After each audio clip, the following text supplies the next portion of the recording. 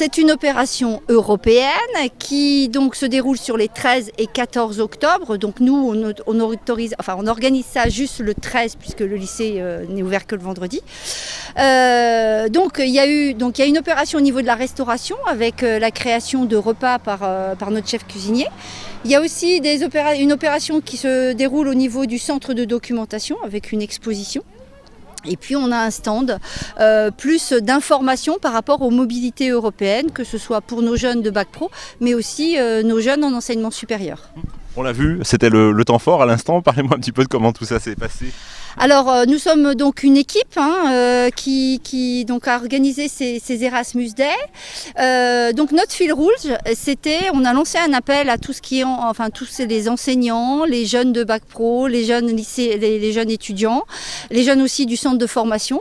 Notre fil rouge, c'était venez déguiser avec un ou plusieurs éléments d'un pays européen. Relevons le défi pour dire que nous participons au programme Erasmus. Est-ce qu'on a des exemples justement d'élèves qui sont actuellement peut-être en voyage ou qui vont partir?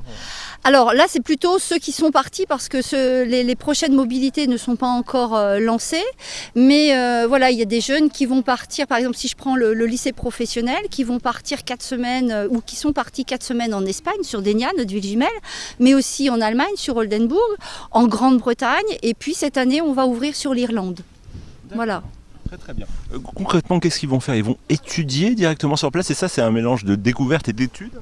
Alors non, nous pour le lycée professionnel, mais aussi pour l'enseignement supérieur, ce sont vraiment des stages professionnels, c'est-à-dire des stages qui vont vraiment venir compléter leur formation en France, tout comme ils ont des stages de formation en France.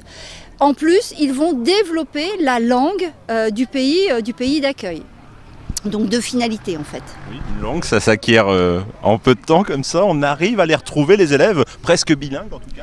Alors oui, en fait, on s'aperçoit que cette immersion totale de 4 semaines pour les nôtres ou plus de 2 mois pour l'enseignement supérieur va vraiment développer quelque chose en fait au niveau de la compréhension orale.